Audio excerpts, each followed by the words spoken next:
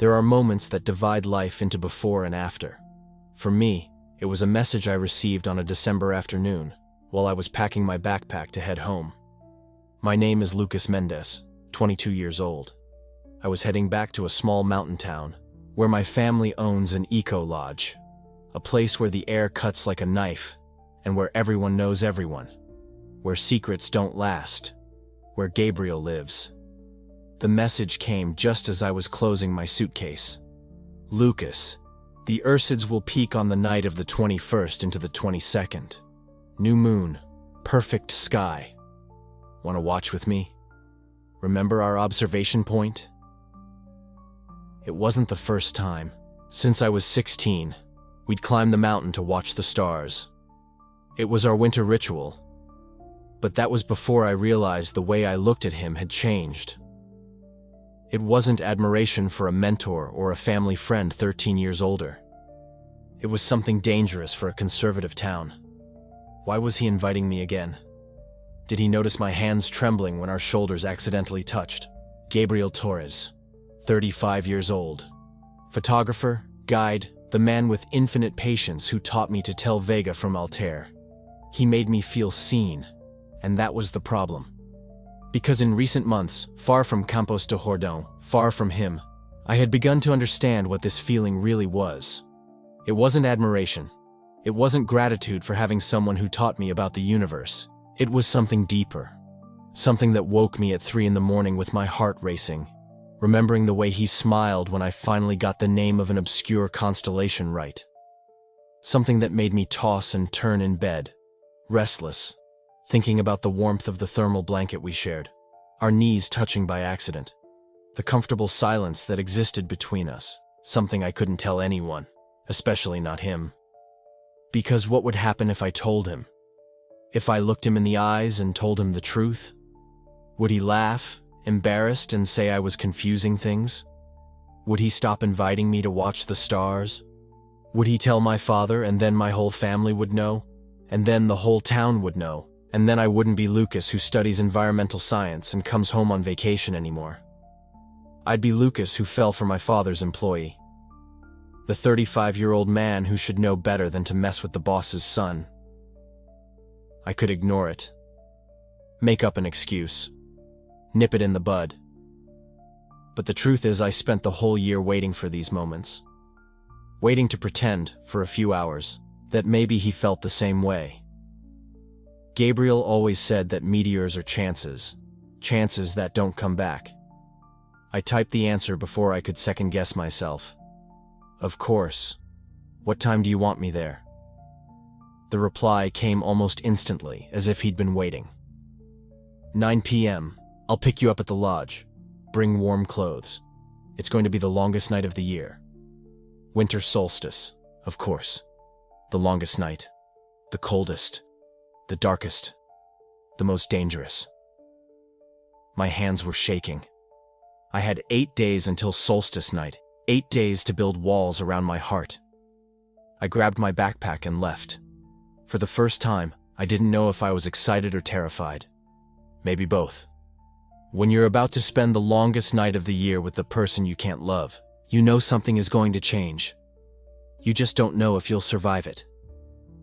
I arrived on a Saturday morning, 8 days before the solstice. The air was different from what I remembered. Thinner, colder.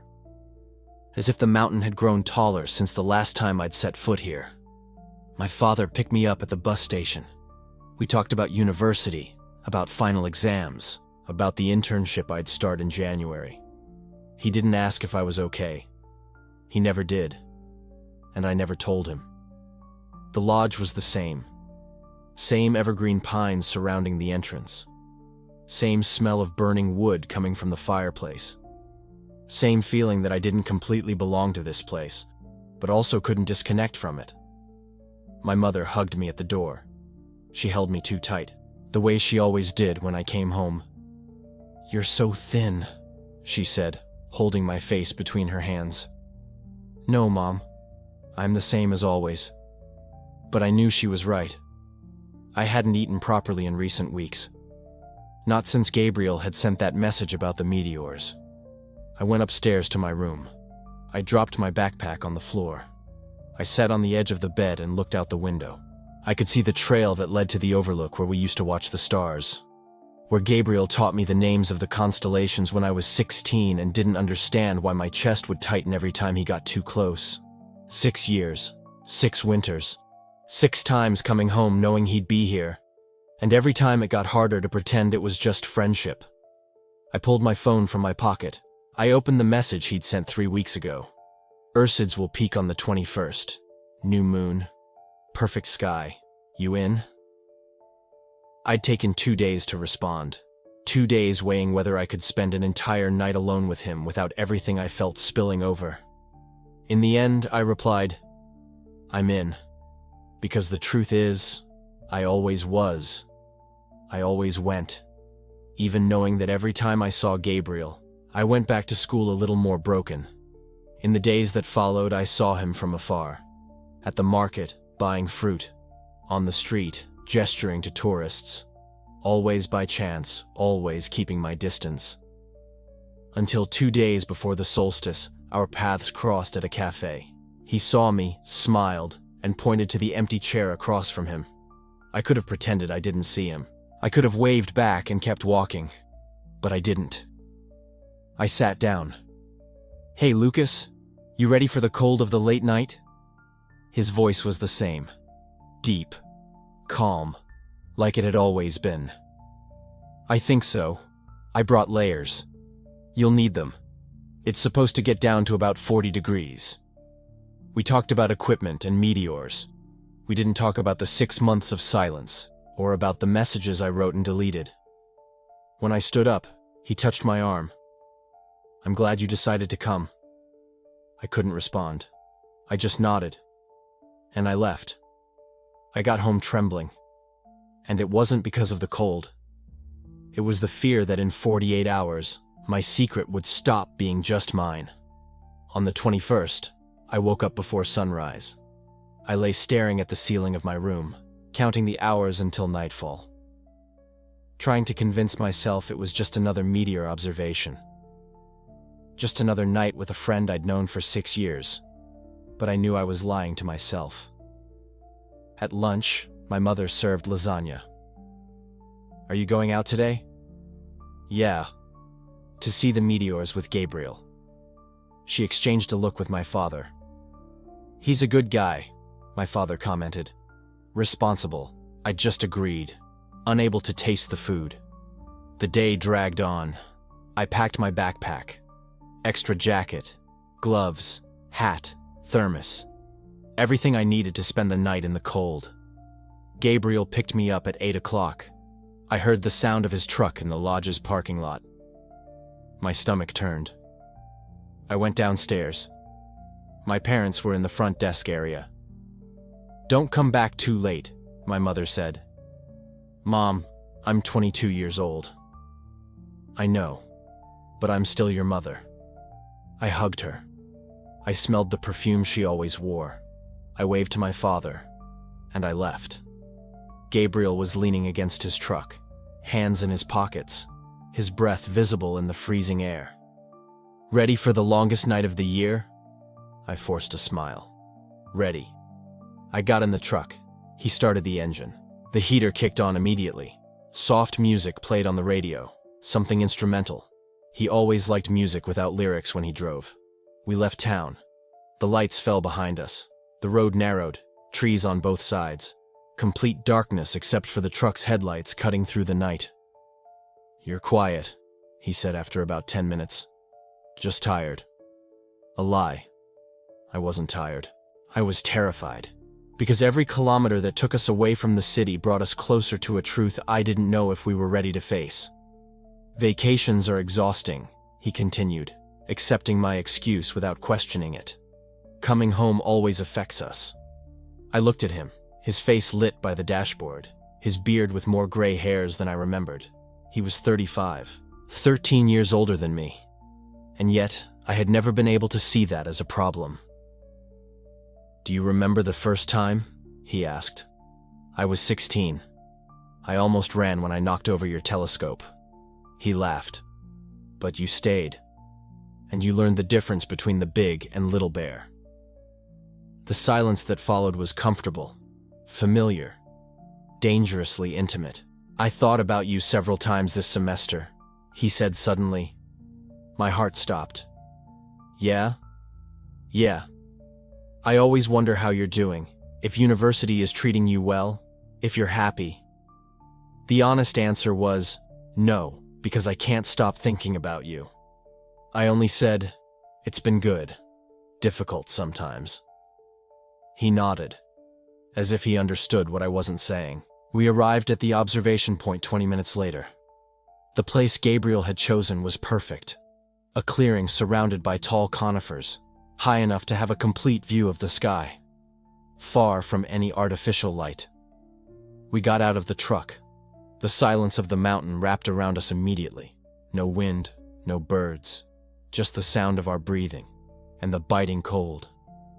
Let's set up, Gabriel said, opening the truck bed. We had a choreography. 6 years of observations together created that. He grabbed the telescope. I grabbed the folding chairs. He adjusted the tripod. I spread out the thermal blankets. He checked the lenses. I prepared the thermos of hot chocolate. We didn't need to talk. Every movement was automatic, synchronized. When everything was ready, we sat down, side by side, blankets over our shoulders, an infinitely black sky above us. New moon, Gabriel whispered. Perfect. And it was, not a single cloud, not a speck of light that wasn't from the stars. We stayed silent for long minutes, just looking, waiting, and then, a streak of light. Fast, crossing the Draco constellation. First one, Gabriel said. I didn't respond, just watched the trail disappear. Did you make a wish? He asked. I turned to him. I was about to answer, but I got distracted, because he was looking at me, not at the sky, at me. And there was something in that look, something I couldn't decipher, something that made my chest tighten and my breath catch. I began. Another meteor, brighter, longer. Gabriel quickly looked away, turned back to the sky. 2 in less than a minute. It's going to be a good night. But his voice was different, slightly tense, as if he had felt something too. I pulled the blanket closer to my body, tried to focus on the stars, but my mind was stuck on that look. Why was he looking at me like that? Was I imagining things? More meteors started appearing. 3, 4, 5, one after another. A rain of light cutting through the darkness. And with each meteor that passed, I felt his presence at my side. The warmth of his arm almost touching mine, the sound of his breathing, the way he shifted in his chair. You seeing this? Gabriel asked, pointing toward the northern horizon. Yeah. But I could barely see anything, because all I could think was, does he feel this too? Does he spend sleepless nights thinking about me the way I think about him? When we say goodbye, does he feel the same emptiness that I feel? Or am I just the boy he taught to look at the stars? His boss's son? The younger friend who still doesn't understand how the world works? Another meteor. This one more intense. It left a brilliant green trail that lasted almost 3 seconds. Incredible, he whispered. I looked at him again, and he was looking at me. Again. Our eyes met. For 1 second. 2. 3. He looked away first, cleared his throat, adjusted the blanket. You cold? He asked, his voice slightly hoarse. A little. He hesitated. I saw his hand move, like he was about to do something. Offer help, move closer. But he didn't. He just looked back at the sky, and I stayed there, sitting beside him, covered by stars and darkness, feeling the weight of 6 years of silence between us. 6 years of almost, of maybe, of what if. Suddenly the sky exploded with dozens of meteors. We jumped to our feet. His hand brushed mine. It wasn't an accident. For a fraction of a second, he didn't pull away. Neither did I. Then he retreated. Sorry. He sat back down, pulling the blanket close, pretending nothing had happened. And for the next 2 hours, while meteors continued to cut through the night, I was trapped in that question. Does he feel the same? Or am I seeing things that don't exist? Was that touch real? Or do I want it so badly to be true that I'm inventing signals where there are none? Gabriel kept talking about the Ursids, about the orbit of Comet Tuttle, about the difference between meteors and meteorites, about astronomy. Always astronomy. But his voice was different. Too controlled. Too careful. Like he was also thinking about something else. Like he was also fighting against something. Another meteor passed. This time, Gabriel didn't ask if I'd made a wish. He just looked at me, longingly, like he was searching for something in my face. And when our eyes met again, he didn't look away. Not immediately. He kept looking. And I saw it. Finally saw it. The same confusion I was feeling. The same hesitation. The same fear. Reflected in his eyes. And then he looked away. Quickly. Back to the sky. But it was too late. Because now I knew. He felt it. Maybe not the same way. Maybe not with the same intensity. But something was there. Something that wasn't just friendship. Something dangerous. Something that, if I spoke it aloud, could destroy everything we'd built over these 6 years. But it was also something that, if I didn't speak it, would consume me from the inside until there was nothing left. I pulled the blanket tighter, closed my eyes, breathed deeply, and when I opened my eyes again, Gabriel was watching me. Again. And this time, when he looked away, I saw his hands tremble. It wasn't because of the cold. For an instant, the silence between us became so dense that I could hear my own heart beating against my ribs. Or maybe it was his. We were close enough that it was impossible to tell. Gabriel pulled the thermal blanket more tightly over his shoulders, creating a bubble of shared warmth that seemed to reduce the entire universe to that small space between us. 30 degrees Fahrenheit on the mountain, but my skin was on fire. "Do you know what the Draco constellation is?" he asked suddenly, his voice hoarser than it should have been from just the cold. I shook my head. My throat was dry. "It's one of the oldest recorded by humanity," Gabriel continued, pointing to a set of stars that wound across the sky. "The Greeks said it was the dragon guarding the garden of the Hesperides, a guardian of forbidden treasures." Forbidden treasures. Did he know what he was saying? Or was my mind turning every word he spoke into a confession? "Gabriel," I started, but my voice failed. He looked at me, and under the faint light of the meteors that continued to streak across the sky, I saw something in his eyes I'd never seen before. Or maybe it had always been there, and I simply never had the courage to acknowledge it. Fear.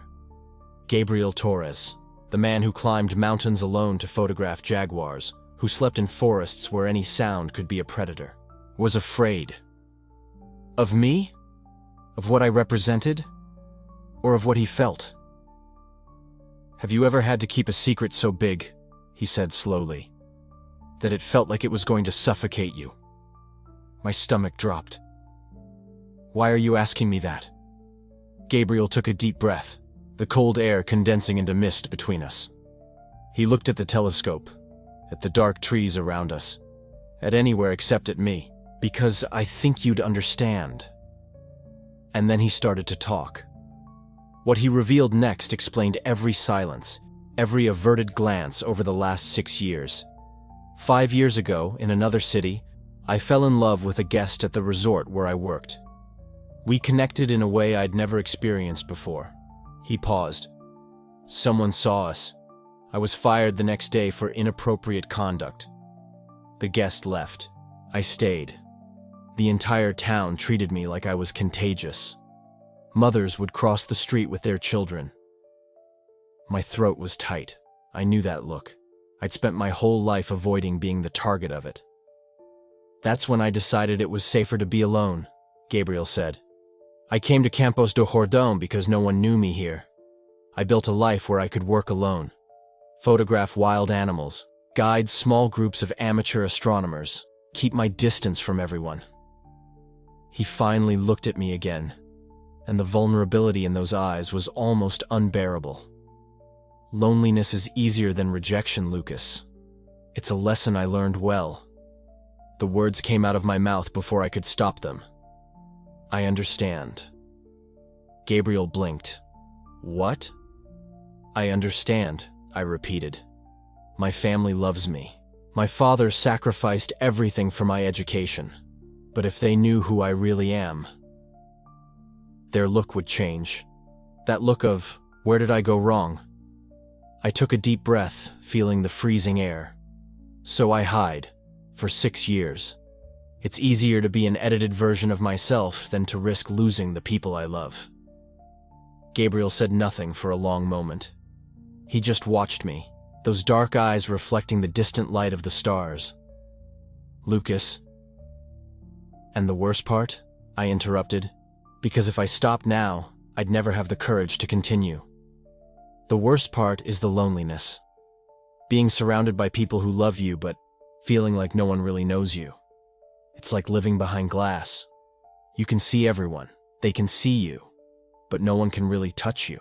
My breathing was irregular, mist forming in small clouds in front of my face.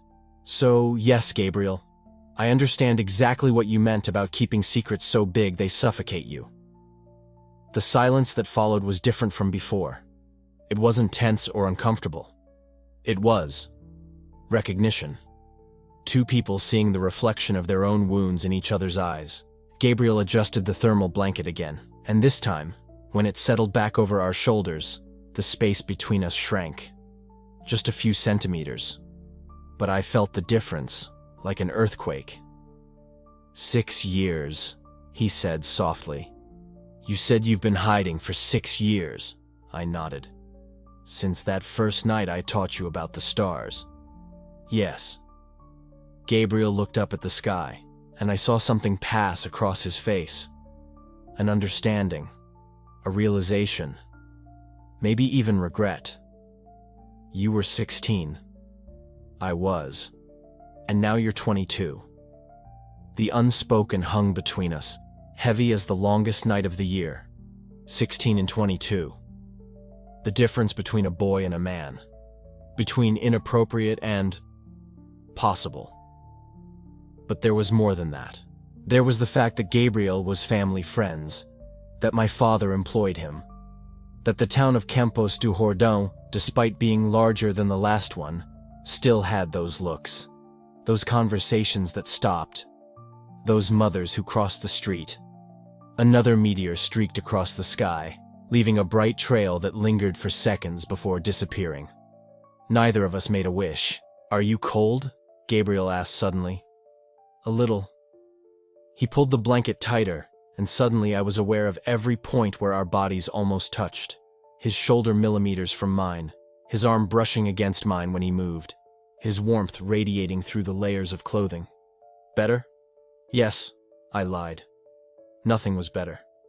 Everything was too intense, too real, too dangerous. Gabriel breathed deeply, and I felt his entire body move with the action. We were so close. Lucas, I need to tell you something. My heart stopped. What? When I invited you to come here tonight, he said slowly, to watch the Ursids, it wasn't just because it's a good astronomical event. The entire world seemed to be holding its breath with me.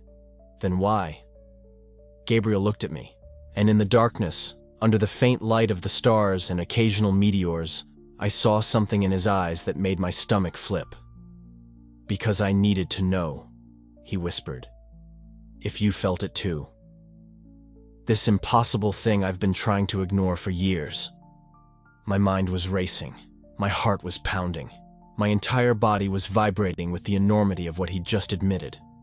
Gabriel. You don't have to say anything, he interrupted quickly. I needed you to know that you're not alone. That I understand the loneliness. He stopped, and I saw the struggle in his eyes. The desire to speak versus the fear of saying too much. That you what? I pressed, barely able to form the words. Gabriel closed his eyes for a moment, and when he opened them again, there was resignation in them. A surrender. "That I feel lonely too when I'm near you," he admitted. "Because I can be by your side. I can see you, talk to you, teach you about the stars. But I can never really touch you. I can never say what I really think when you smile. I can never." He stopped again, shaking his head. "It's a different kind of glass, Lucas, but it's glass just the same." Tears were burning in my eyes now, and it wasn't because of the cold wind. Both of us, I realized. We were both trapped. We were both suffocating. We were both desperate to break the glass, but terrified of the shards. The thermal blanket wrapped around us like a cocoon, creating a microclimate where only the two of us existed. The rest of the world, family, the city, expectations, fears was out there in the cold. But here inside this small shared space, there was only truth. Raw and frightening truth that was absolutely impossible to ignore. "I don't know what to do with this," I finally admitted. "Neither do I," Gabriel replied. And there we sat, two men alone together under the longest night of the year, surrounded by forbidden treasures we could never claim. Another meteor crossed the sky.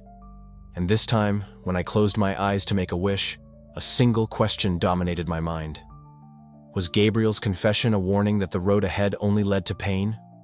Or was it permission to finally feel what I had denied for so long? When I opened my eyes, Gabriel was still looking at me, and his hands were no longer trembling. But mine were. Gabriel noticed my hands trembling. He always noticed everything. He read people the way others read maps, and I had always been an open book to him. He looked away quickly, as if he didn't want to embarrass me. As if he hadn't just confessed that he'd felt alone his whole life. As if his own hands hadn't trembled minutes before, holding the telescope while he spoke about rejection and judgment. The only difference was that his hands had stopped trembling, and mine continued. We sat in silence for a time that felt like hours, but was probably only a few minutes. Wind whistled through the tall conifers around us, creating that sound that always reminded me of running water. Dry leaves shifted across the clearing floor. The air was so cold, I could see my own breath when I exhaled. But beneath the shared thermal blanket, I was burning. Another meteor crossed the sky, then another, then three at once, as if the universe was impatient with our silence. I closed my eyes again, reaching for that old practice of making wishes. But my mind was empty of words, too full of sensations. The smell of pine and damp earth, the heat of Gabriel's body inches from mine, the rough texture of the blanket against my hand, the sharp awareness that everything had changed in the last 20 minutes, and I didn't know if I could go back. Gabriel shifted beside me, adjusting his position on the camping chair. I felt the movement through the blanket covering us. I didn't dare open my eyes. More silence, more wind, more meteors I wasn't watching. Then he spoke, and his voice was different, quieter, more careful. "You're too quiet, Lucas." I opened my eyes, but didn't look at him. I kept looking up at the sky, at the Milky Way stretched like a bright scar across the darkness. "I'm just enjoying it," I replied. My voice came out weaker than I intended. "No," he said, and there was something gentle in that tone, but also determined. "You're thinking, I know the difference." He was right, of course. He always was. Thinking was never the problem. The problem was always stopping the thinking. For the last 6 years, I'd thought about Gabriel in ways that made me ashamed of myself. Thought about how his hands moved when he adjusted the telescope's focus. Thought about the sound of his laugh when I made a bad joke about constellations. Thought about the way he said my name, with that special care on the last syllable. And now, after his confession about loneliness and rejection, I was thinking about even more dangerous things. I was thinking that maybe he understood. I was thinking that maybe he felt the same way. I was thinking that maybe, just maybe, I could tell the truth. And I was terrified. "What are you thinking about?" Gabriel asked. And there was genuine curiosity in his voice, but something else too. Something that sounded like hope, or fear, or both mixed together in a way I recognized because I felt it too. Nothing, I lied. Another meteor. Brighter than the others, leaving a trail that lasted 2-3 seconds before disappearing completely. Lucas, he said again, and this time, my name sounded different in his mouth, like he was testing its weight, like he was deciding something. The silence returned, but now it was different. Charged. Electric. I could feel Gabriel looking at me. I didn't need to turn my head to know. I felt the weight of his gaze like something physical, pressing against the side of my face, my neck, my shoulder. More meteors crossed the sky. 5, 6, 7. The Ursid's shower was intensifying, approaching the peak predicted for after midnight. And I wasn't making any wishes, because the only wish that mattered was impossible. Gabriel took a deep breath beside me. I felt the movement through the blanket, through the cold air between us. Then he spoke again, and this time there was something definitive in his voice, like he'd made a decision, like he'd crossed some invisible line that kept us safe inside our roles of family friend and the boy he taught about stars. What do you really wish for when you see a falling star, Lucas? My heart stopped. Not the metaphorical kind of stopping people use in stories. The real kind, where for 1 second you literally forget to breathe because something fundamental has shifted in the universe, and your body hasn't figured out how to respond yet. His question wasn't casual. It wasn't small talk about astronomy or superstitions. It was personal, direct, dangerous, and he knew it. I started, but my voice failed. Another meteor, as if the sky itself was demanding an answer. It depends, I finally managed to say, still looking upward, refusing to look at him. It depends on the star. It doesn't depend on the star, Gabriel answered quietly. It depends on what you're afraid to say out loud. The air left my lungs all at once. How did he know? How did he always know exactly what was happening inside my head? Then I felt it, his hand on my shoulder. It wasn't accidental. It wasn't a casual, friendly touch. It was deliberate, careful, heavy with intention. Through my jacket, through the flannel shirt, through all the layers I had put on to protect myself from the mountain's cold, I felt the warmth of his palm. I felt the gentle squeeze of his fingers. I felt the weight of 6 years of not touching transformed into a single point of contact. And it was like being struck by lightning. Every nerve in my body woke up at once. My skin prickled beneath my clothes. My breath caught somewhere between my chest and my throat. I froze. Completely. I couldn't move. I couldn't speak. I couldn't even blink. Gabriel's hand was on my shoulder, and the entire world had reduced itself to that single point of contact. Lucas? I couldn't answer. His fingers on my shoulder were the most intimate thing I had ever experienced. His hand stayed there, warm, steady, waiting. What do you really wish for? I wished I could tell the truth without losing everything. I wished I could look at him and admit that it wasn't the stars I waited for all winter, that it was his hands explaining constellations, that it was his voice naming nebulae, that it was the way he always saved the best camping chair for me. I wished I could confess that when he spoke about loneliness, I wanted to say that I understood, that I was alone too, even surrounded by family and friends, alone in a way that only he could understand. I wished for courage. But wishes don't come true just because you want them badly enough. The silence kept stretching between us. Seconds turned into half a minute. Half a minute turned into a full minute, and Gabriel didn't take his hand from my shoulder. He waited, patient as he had always been, giving me space to process, to think, to decide, but also not letting me escape. More meteors. The sky was exploding with them now, the Ursid's shower approaching its peak.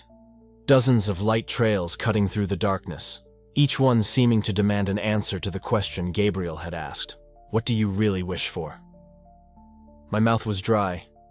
My heart was beating so hard I was sure he could hear it. My hands were still trembling, now hidden beneath the blanket, gripping each other tightly enough to hurt. I don't know, I finally whispered, and it was the first honest truth I could offer. I don't know how to say it. His hand tightened on my shoulder a little more, just for a second. A small squeeze of encouragement or understanding, or maybe both. Then, slowly, deliberately, Gabriel took his hand away.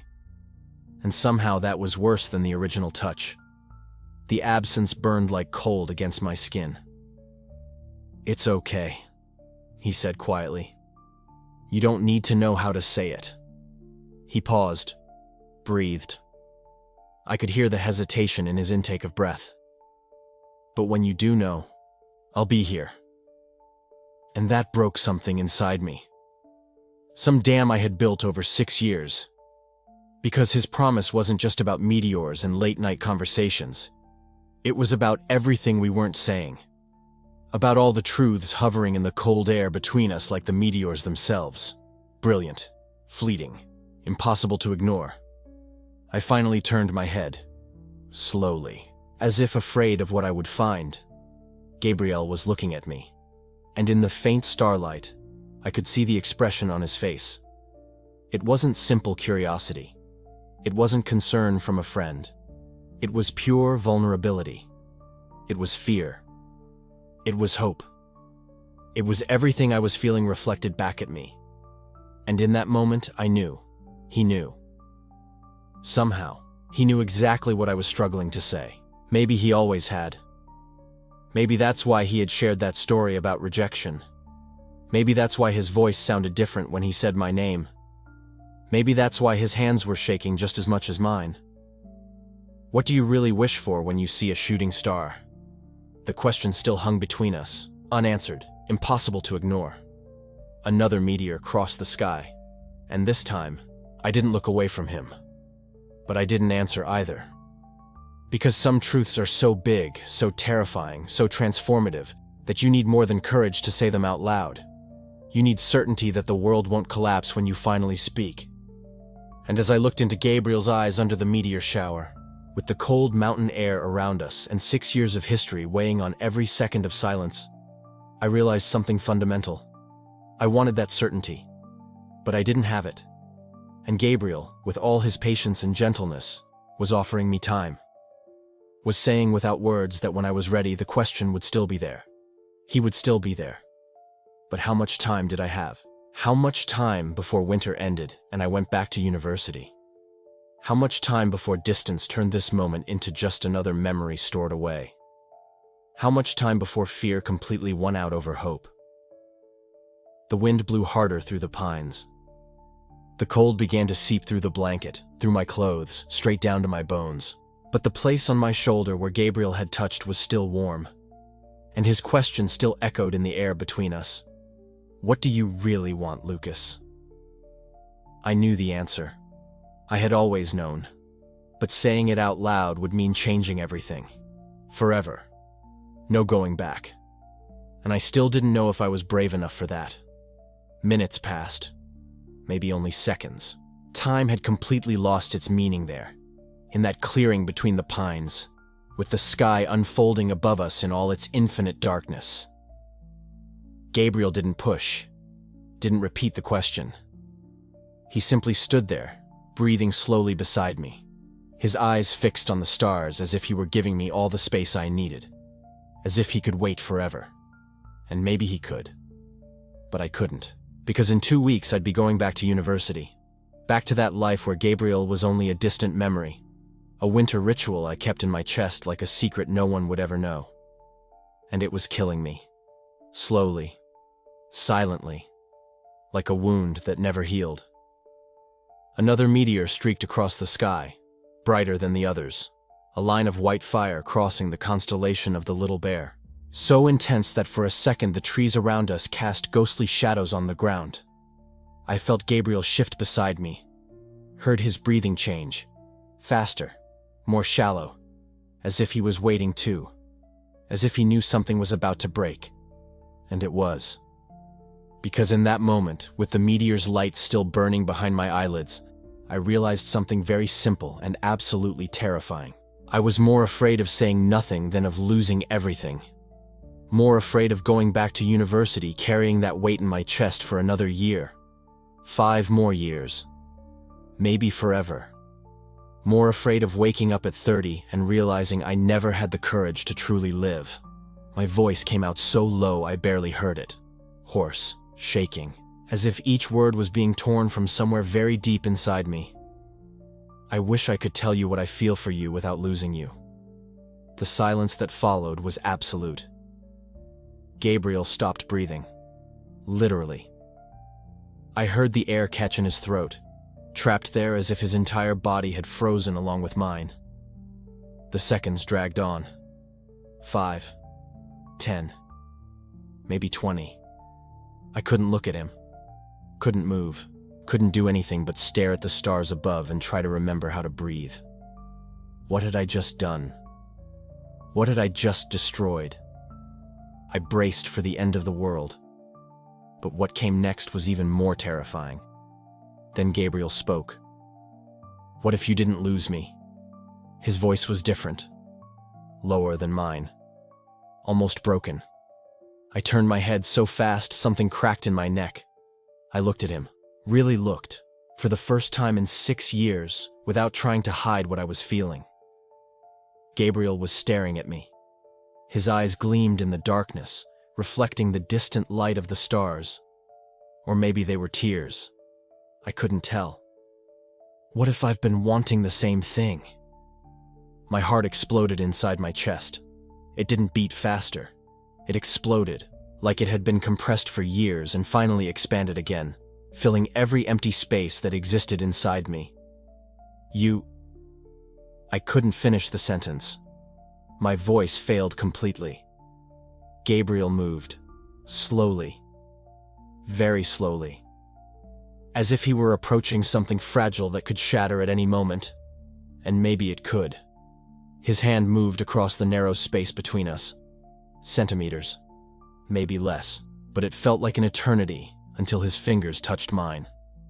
The contact was electric. I felt it travel up my arm, across my chest, straight down to the base of my spine. A shock so intense my entire body trembled. Gabriel interlaced his fingers with mine, slowly, carefully, as if he were memorizing every second of that moment. And I let him. Let him, because I couldn't do anything else. Because every cell in my body was screaming, yes, yes, finally, yes. Above us, another meteor streaked across the sky, then another, and another. The Ursid shower reaching its peak, as if the entire universe was witnessing that moment. Our hands intertwined beneath the meteors. Gabriel squeezed my fingers, gentle, firm. And when he spoke again, his voice was charged with something I'd never heard before. Something raw, vulnerable, terrifying in its honesty. I've felt this way since you were 19. My world stopped. 19. 3 years ago. I was in my second year of university.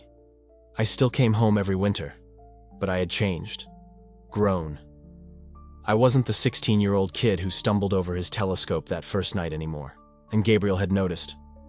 But I couldn't. His voice broke. He closed his eyes, squeezed my hand harder. You were so young, and I was terrified. Terrified of what? The words came out before I could think them. Gabriel opened his eyes, looked at me, really looked, and in that gaze I saw everything. 6 years of restraint, 6 years of wanting and not being able to, 6 years of touching my shoulder casually and pulling away before it lasted too long, of ruining everything, of you hating me, of losing you completely. I could never hate you. My voice came out steady for the first time since the conversation began. Steadier than I actually felt. Gabriel, I'm not young anymore. The words hung between us. Definitive. Undeniable. Gabriel let out a breath that was half laugh, half sob. He ran his free hand across his face, wiping away something that could have been sweat or tears. I couldn't tell which. No, he agreed quietly. You're not. We sat there, hands intertwined, breaths synchronized, while the meteors continued falling above us. Seconds transformed into minutes. My heart still raced unevenly in my chest, but there was something else now. Something warm, solid, real. Hope. After 6 years carrying that weight alone, I was finally not alone anymore. Gabriel felt the same. Gabriel had always felt the same. The thought was so enormous, so overwhelming, that I could barely process it. But then reality began to seep in, slowly, inexorably, like cold water trailing down my spine. Because we weren't in some alternate universe where things were simple, where two men could fall in love without consequences. We were in Campos do Jordão, a small town, conservative, where everyone knew everyone. And Gabriel wasn't just someone I'd met by chance. "Your father is my employer." Gabriel's voice came out low, heavy, as if he were putting into words what I was already thinking. I looked at him, at our fingers still intertwined, at the way his hand held mine as if he was afraid I would disappear. "Your family trusts me, Lucas," he continued, and now there was something like desperation in his voice. "They hired me to guide tourists, to teach astronomy, to be..." He hesitated. "Safe." "And now?" I asked. My voice came out harder than I intended. "Now I'm not safe anymore?" Gabriel stared at me. His eyes were glossy now, without a shadow of doubt. Tears glistened in the starlight. "Now I don't know how to look at your father without feeling like I'm betraying his trust." The pain in his voice shattered me, but that wasn't the only obstacle we would have to face. My father trusted Gabriel. My mother loved when he came to dinner during tourist season. My younger brother idolized him, always asking Gabriel to tell stories about wild animals. And now we were here, holding hands under the meteors, confessing feelings that changed absolutely everything. But even knowing that, even feeling the weight of consequences beginning to descend on us like an inevitable storm, I couldn't let go of his hand, and Gabriel didn't let go of mine. Because maybe, just maybe, some things were worth the risk, even if the price was everything we knew. For how long we stayed like that, I don't know. Minutes, maybe hours. Time had stopped existing the same way. All that existed was the warmth of his hand intertwined in mine, the sound of his breath synchronizing with mine, the cold of the night around us making that touch even more vital. But eventually, reality began to seep back in, slowly, like dawn light breaking through closed curtains. It was Gabriel who spoke first, his voice hoarse and careful. "Lucas."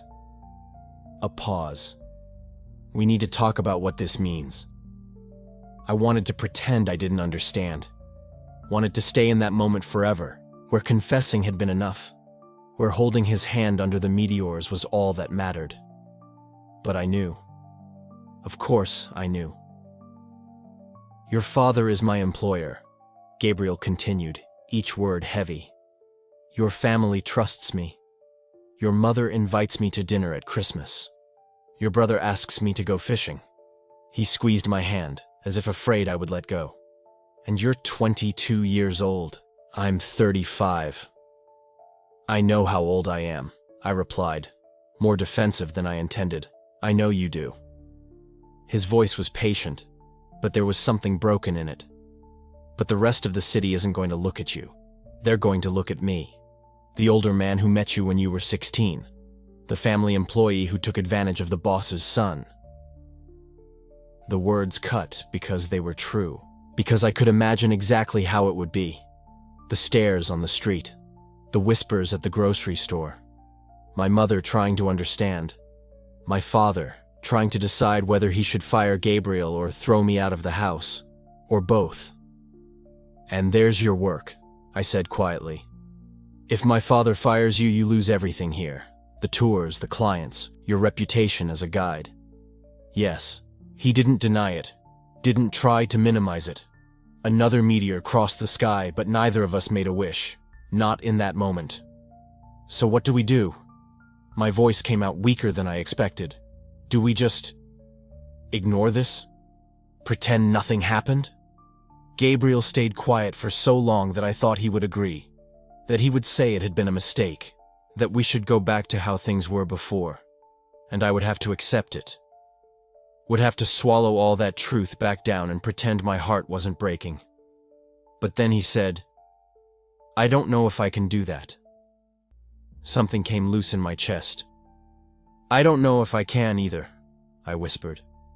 He turned in his chair to face me properly, our fingers still intertwined between us. In the faint light of the stars, I could see his expression. Tired, scared, but determined. Maybe, he said slowly, as if building the idea as he spoke. We don't have to pretend nothing happened, but maybe we need to be cautious, at least at first. Cautious, the word hung between us. You mean hide, I translated. I mean protect. His correction was gentle but firm. Protect you. Protect me, until we figure out how to handle this. And I understood what he was suggesting. Secret meetings, deleted messages, lies to my family about where I was, who I was with. Going back to university and pretending this was just a friendship when I came home for breaks. Living in the closet again. But this time, with someone inside it with me. And maybe, a few months ago, I would have accepted. Would have agreed it was the only way. The safe way. But something had changed in me that night. Maybe it was finally saying the truth out loud. Maybe it was the way Gabriel held my hand like it was precious. Maybe it was realizing that spending 6 years wanting something in silence hadn't made the wanting any less. It had just made the silence heavier. I can't do this, I said. Gabriel blinked. Do what? Hide again. My voice trembled, but I didn't stop. I spent years hiding who I am, hiding what I feel, hiding that I looked at you the way I looked at you. I took a deep breath. I just finally spoke the truth. I can't go back to lying. Not now. He looked at me like he was seeing me for the first time. Lucas. I know it's scary. I continued quickly before I lost my nerve. I know there are risks. God, I know there are risks. But if we're going to do this, if we're going to try this, I can't live in fear of being seen with you. I can't pretend you're just a friend when everything in me wants to scream that you're more. The words came out in a desperate rush, raw and too honest, but true. Gabriel squeezed my hand harder. And your family? I'm going to tell them. The declaration surprised me as much as it surprised him. But the moment I said it, I knew it was true. Before anything else, before they find out through gossip or accident, I'm going to tell them. They might throw you out. I know. Your father might fire me. I know. The whole town might turn its back on us. I know, Gabriel. My voice broke. I know all of it. But I also know I can't live in fear anymore. Not when I finally have something worth being brave for. Silence, long and heavy. Then Gabriel lifted our joined hands and pressed his lips against my knuckles. Such a small gesture. So devastating. You're so much braver than I am, he murmured against my skin. I'm not, I replied. I'm terrified. Courage isn't the absence of fear. He lowered our hands but didn't let go. It's doing the right thing even when you're terrified. We both stayed quiet then, letting that truth settle. And then, because the universe has a sense of dramatic timing, another meteor streaked across the sky. Brighter than the ones before. Longer. Like it was the last gift of the night before dawn. Gabriel and I looked up at the same time. And this time, when I closed my eyes to make a wish, I didn't wish for my feelings to disappear. I didn't wish for things to be easier. I wished for courage. Just that. Just enough courage to face what was coming. Courage to sit with my family and tell the truth. Courage to weather the storm that would come after. Courage to hold Gabriel's hand in public, no matter who was watching. When I opened my eyes, Gabriel was looking at me. What did you wish for? He asked softly. Courage, I answered. Something shifted in his expression. Something softened. Me too. And in that moment, I realized I wasn't alone in this. that Gabriel was just as scared as I was, just as uncertain, but that he was willing to try, that we both were. "So we tell them," he said, and it wasn't a question, it was a decision. "Together. You tell your family, I'll be there if you want. And after that we decide what to do." "Together," I repeated, the word feeling like a vow. "Together," he confirmed. The night was beginning to lose its absolute darkness. There wasn't light yet, not really. But there was that quality to the air that comes before dawn, as if the world was holding its breath before transformation. The longest night of the year was coming to an end. And maybe that was fitting, because I had spent the darkest night of my life revealing my most hidden truth. And now, with light coming, maybe it was time to stop living in the shadows. Gabriel rose from the chair, gently pulling me up with him. For a moment, I thought he was going to suggest we head back inside, that the night was over. But instead, he pulled me close, and then he held me. It wasn't like the quick goodbye hugs we exchanged at the end of each winter break when I went back to university. It wasn't casual or friendly or safe. It was the embrace of someone holding something precious, of someone clinging to a lifeline in a storm. His arms around me were firm and warm, and I buried my face in his shoulder, breathing in the scent of pine and night sky that always clung to his clothes. My arms wrapped around his waist, holding him with the same desperate intensity, and we stayed like that as the darkness began to yield to the pale gray of pre-dawn. "Let's face it together," he murmured into my hair. "Whatever comes, no matter how hard it gets, we face it together." "Together," I repeated against his shoulder, the word muffled but fierce. It wasn't a promise that everything would be okay. It wasn't a guarantee of a happy ending. We weren't deluding ourselves about the challenges that would come. My family could reject me. Gabriel's job could end. The city could make us pariahs. Everything we feared could become reality. But in that embrace, with the longest night of the year finally ending and light beginning to touch the edges of the mountains around us, I felt something I hadn't felt in years. Hope. Not the naive hope that it would be easy, but the fragile and courageous hope that it was worth it. That living authentically, even if it was hard, was better than living safely, but in lies. The hope that perhaps, just perhaps, love would be enough. Not to make the problems disappear, but to give us the strength to face them. Together, the first rays of true light began to paint the sky pale pink and gold.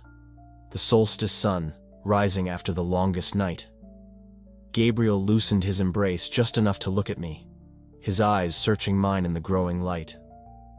"Are you ready for this?" he asked quietly. And I could have said no. Could have admitted I was terrified.